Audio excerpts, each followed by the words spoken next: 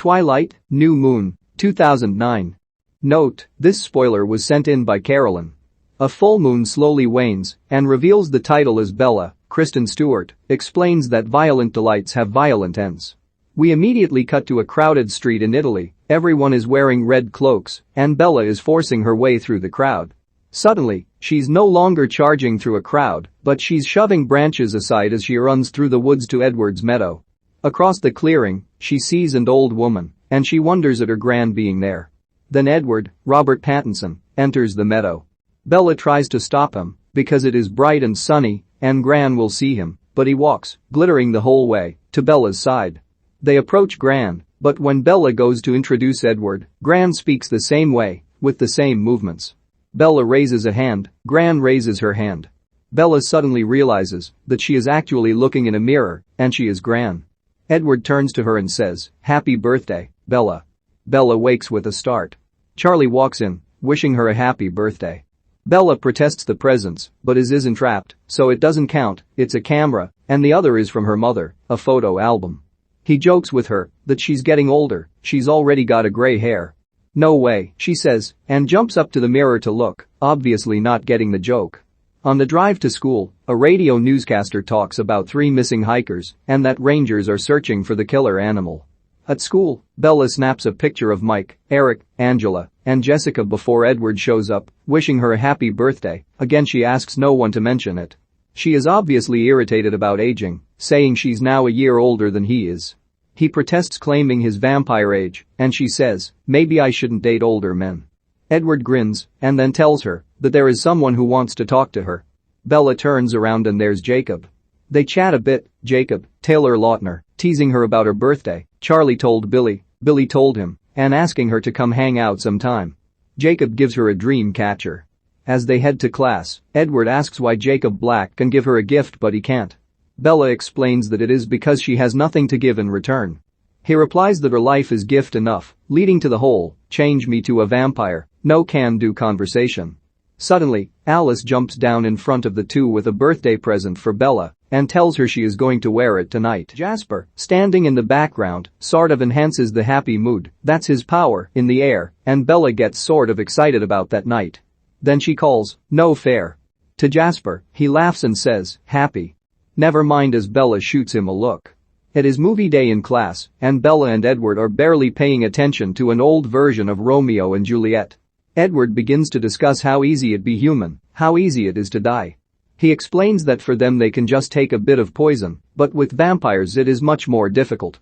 Bella asks why he's even contemplated killing himself and explains that when she was nearly killed at her old ballet studio, he didn't want to be in a world where she was not, so he thought about going and provoking the Volturi, a group of vampires who were the law keepers of their world.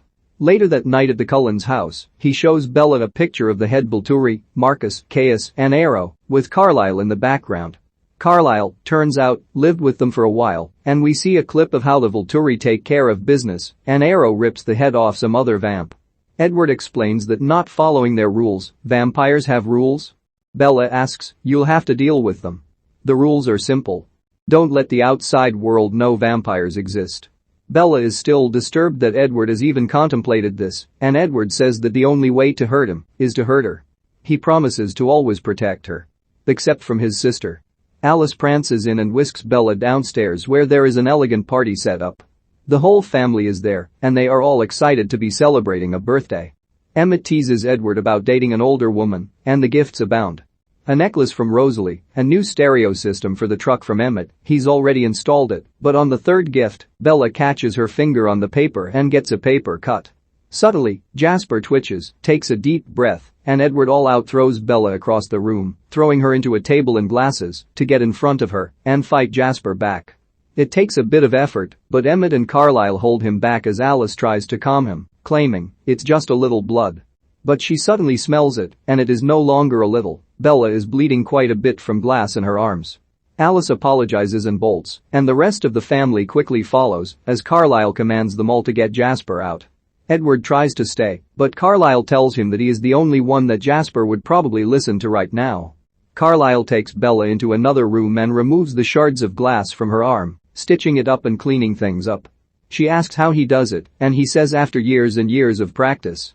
He wants to help people as much as he can now that he is damned. Damned? Like, as in hell? Bella asks. She doesn't believe he could possibly be damned and asks if that is why Edward won't change her. Carlisle explains that Edward cares for her soul, and if roles were reversed and you believed as he did, wouldn't you have a hard time taking someone's soul? He then burns the bloody bandages in he's been putting in rubbing alcohol. Edward takes Bella home, and there is obviously something wrong. Bella tries comforting him, saying it was bound to happen and that it would be safer to just change her. She doesn't believe he or she will be damned. Edward still doesn't want to, and he's still upset, but Bella requests just one thing for her birthday. Kiss me.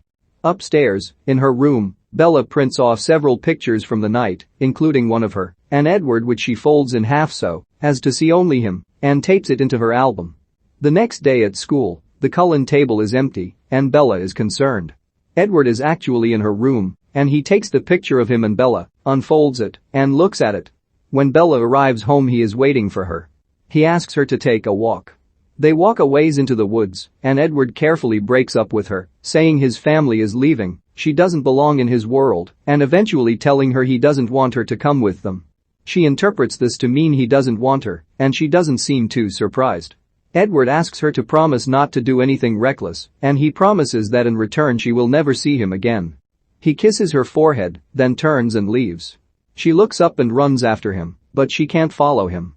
She walks well into the night, then collapses, curls up, and falls asleep. Out of the woods comes this giant black dog.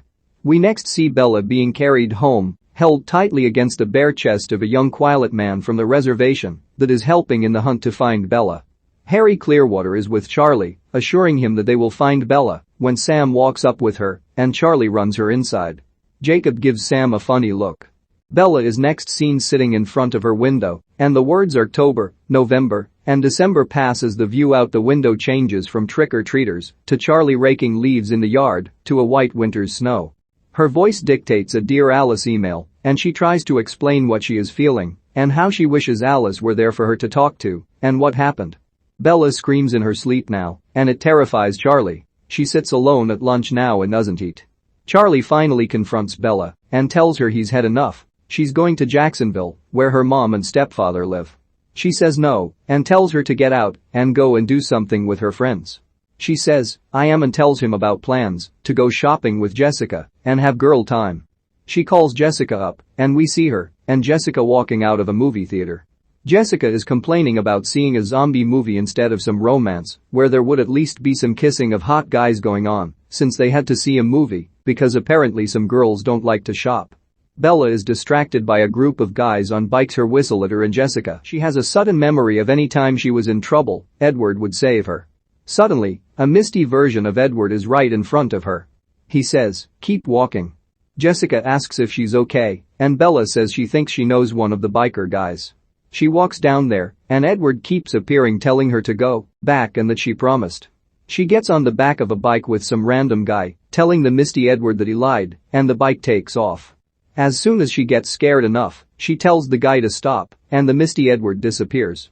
Back at the spot where the guy originally picked her up, Jessica is furious, and Bella apologizes for being stupid, but it was such a rush. So what, you're an adrenaline junkie now? The next day, Bella drives over to Jacob's, and he is really excited to see her. She explains that she has something that might be a bit stupid, but she'd like to fix up a couple of bikes. Jacob pulls the tarp off the bed of her truck to reveal two really awful-looking bikes.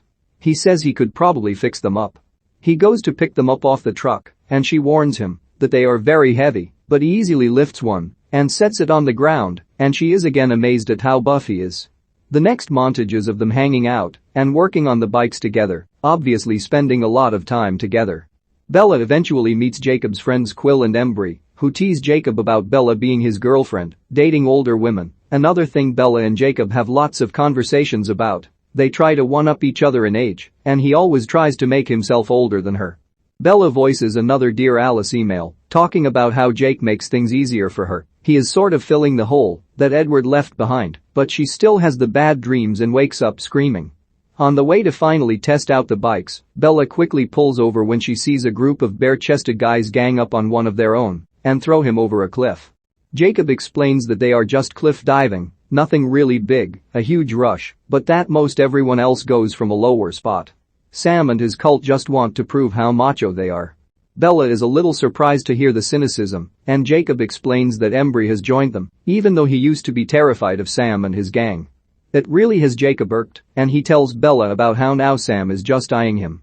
Bella tells him he doesn't have to do anything he doesn't want to, and they drive on. They get to a little secluded spot where they can test out their bikes, and as Bella straddles hers she sees Misty Edward again. He tells her not to do this, and she jumps the gun a bit and nearly runs Jacob over. She gives it another go and gets the bike going, but is going really fast. She keeps seeing flashes of Misty Edward and isn't really concentrating. A bend in the road comes up, and Jake yells at her to brake, but she can't seem to figure it out and loses control, flying from her bike, tumbling, and slamming into a rock.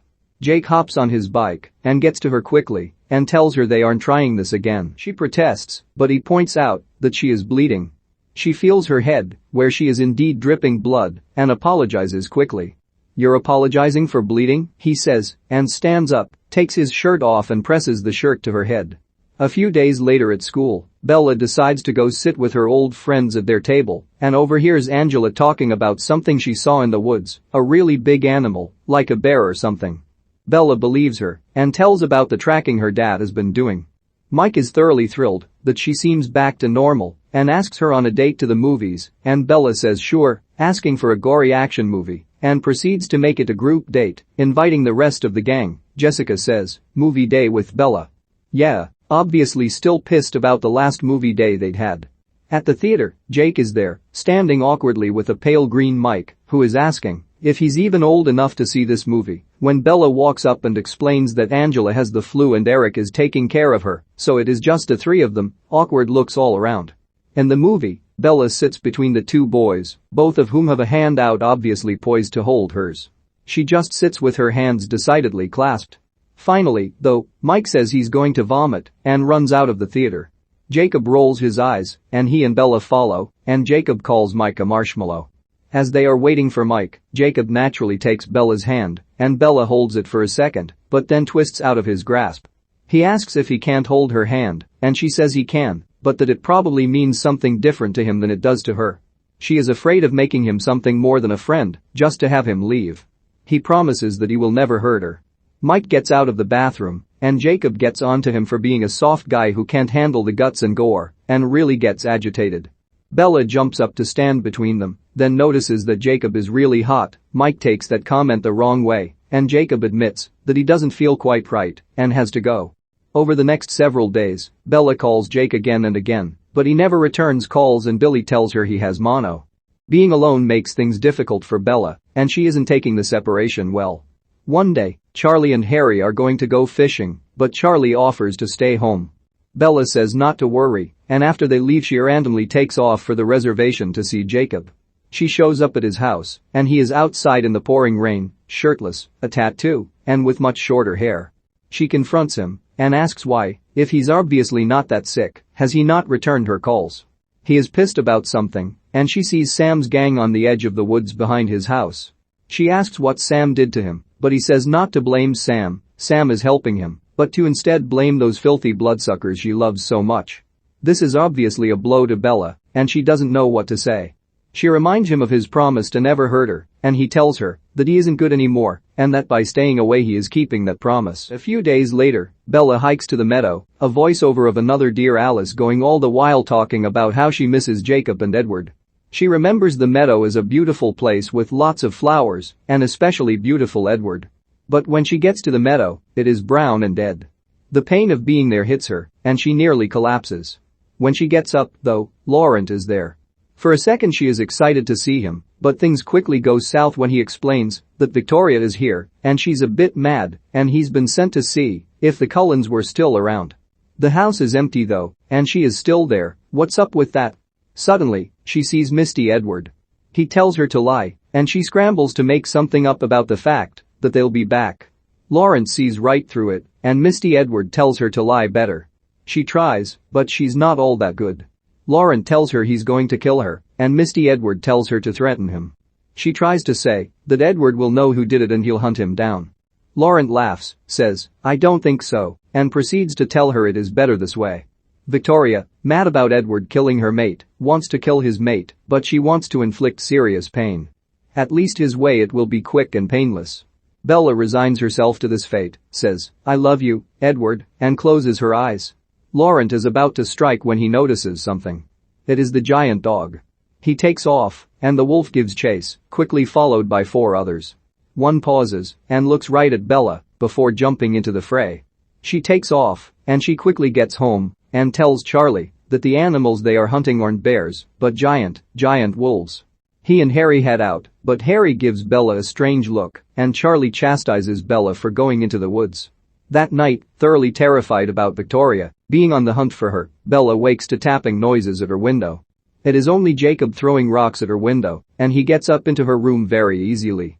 He tries to explain what is going on without really saying anything, almost like he physically can't say anything. He reminds Bella of the story he told her at Lappish the year before, but all she remembers is the bit about the cold ones. He's upset and takes her hand, noticing the silver scars on her arm from when James bit her, but he really cannot say more, and he leaves hoping she'll figure it out. She has a dream that night and remembers what all else he said and how the TWILIGHT tribe is supposedly descended from wolves, and she sees a giant wolf in her dream and wakes up. The next morning she gets to Jacob's house first thing, but Billy tells her Jacob isn't there. She doesn't believe him and forces her way in and hollers for Jake while she stomps off to his room. When she opens the door he is fast asleep. It's actually kind of sweet, and she leaves him alone, but she sees the rest of the gang outside his window in the woods. She heads out to them and confronts them, accusing them of having done something to Jacob. She ticks off Paul and slaps him, and he suddenly morphs into a massive wolf. She is obviously startled and goes to run when Jacob comes running out of the house and toward the charging wolf and Bella. She tells him to run, but he suddenly morphs on the fly and a wolf brawl ensues. Sam tells the other 2 guys to take Bella down to Emily's, and one of them remarks, "How the wolf's out of the bag now." Bella is warned not to stare at Emily. Sam doesn't like it, and she comes into the house a bit unsure of herself. Emily turns around, and there are massive scars on the right side of her face. She's made muffins for the boys and teases Bella, saying, "So you're the vampire girl." Bella responds, "So you're the wolf girl." But Emily smiles and invites her eat. Sam, Paul, and Jacob finally show up, and Jacob nods to Bella to follow him. They head down to the beach, and Bella is upset because she thinks Jacob is killing people. He is upset because she is willing to let vampires go scot-free. He explains that they don't kill people, and that the only reason the werewolves, are there is because of vampires, they live to hunt them. He tells her about how they killed Laurent, and that they are trying to catch the redeeted vamp, but she's been pretty evasive so far. She keeps coming back though, and Bella explains it is because Victoria is hunter her. She spends the rest of the day with the pack, and Jacob takes her home, assuring her that her house is being watched. The next day, Bella voices another Dear Alice explaining how she doesn't see Edward anymore, but that she knows how to, and what she's got to do. Charlie and Harry are in the woods tracking when Harry finds a huge paw print and scuffs it out. Look carefully in the trees behind him, and you'll spot Victoria's flaming red hair. Charlie keeps walking when all of a sudden Victoria is right behind Harry. She picks him up by the neck, and she looks ready for the kill when a wolf appears out of nowhere and knocks her over. A fantastic chase scene between wolves and vamp ensues. All the while we cut back to Bella, who is running through the woods trying to get to the cliffs.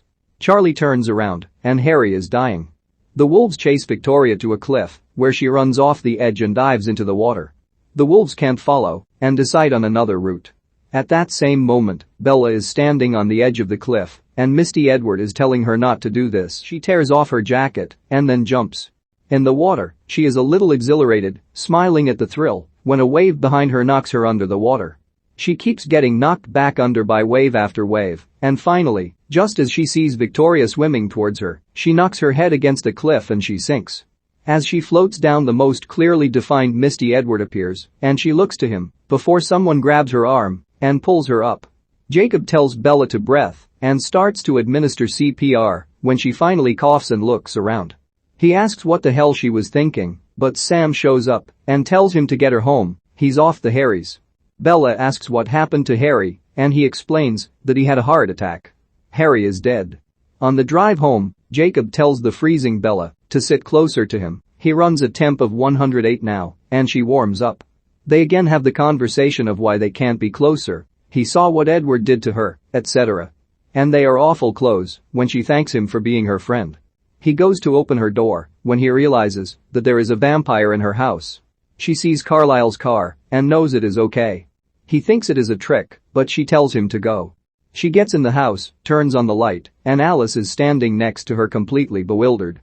Alice asks how she is still alive. She jumped off a cliff. Bella explains the cliff diving and what she's been up to lately. Alice asks what the awful wet dog smell is, and Bella explains that it is probably Jacob, he's a werewolf. Alice says they aren't good company, and Jacob says look who's talking. Alice realizes she can't see his pack of mutts, so when Bella is around them her future disappears too. Jake insults Alice, and Bella tells Jake Alice is welcome to stay as long as she likes and asks Alice if she'll be back. She says she will, as soon as Bella has put the dog out. Jacob presses Bella for answers, and Bella is reluctant to give them. They are about to kiss when the phone rings, and Jake answers. He gets really tense and explains that Charlie isn't home, he's preparing a funeral. We see Edward on some balcony in South America crushing his phone, obviously falling apart. Next, Alice comes into the kitchen explaining that Edward is going to kill himself now. Rosalie told him what Alice had seen, Bella jumping off the cliff, apparently a suicide attempt. Now he wants to kill himself, and Alice and Bella have to go save him. Jacob begs Bella to stay, but Bella leaves. Bella and Alice make it to Voltura in a car Alice stole. Alice explains that it is St. Mark's Day, and the city is celebrating the eviction of vampires from the city. Edward plans to step into the sunlight at noon, provoking the Volturi, since they have already said they don't want to kill him. It will be enough to get him killed.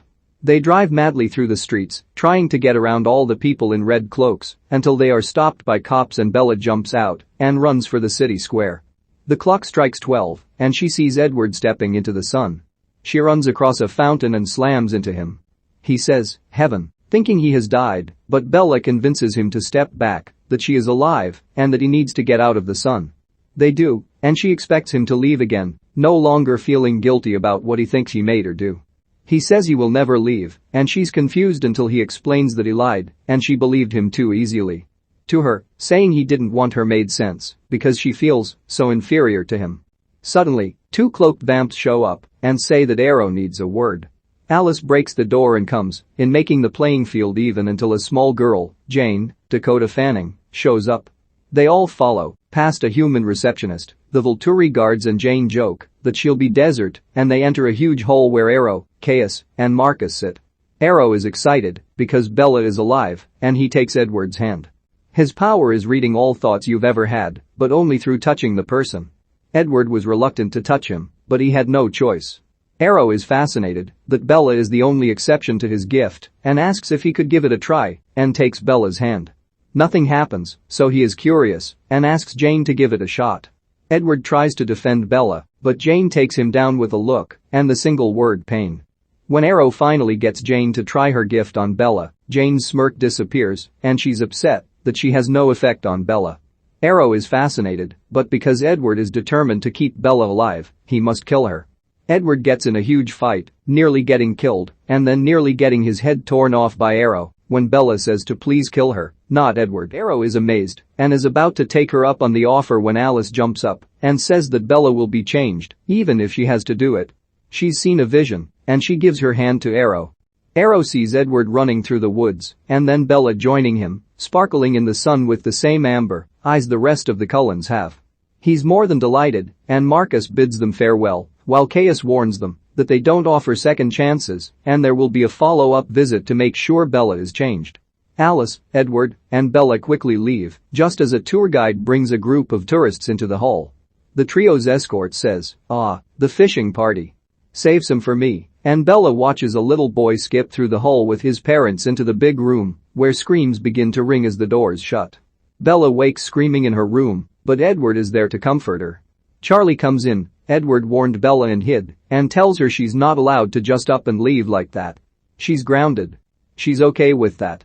When he leaves, Edward says there are ways to evade the Volturi, and she won't be changed. She won't have any of it, and heads up to the Cullens' place to put it to a vote.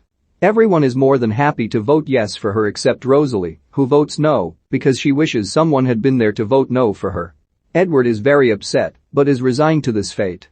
As Edward drives her home, Bella agrees to wait until after graduation for Charlie's sake and that she'd really rather Edward be the one to change her. As they round a bend they almost run into Jacob, who wants to talk to Edward. Jake reminds Edward of the treaty terms: the vamps can't bite a human.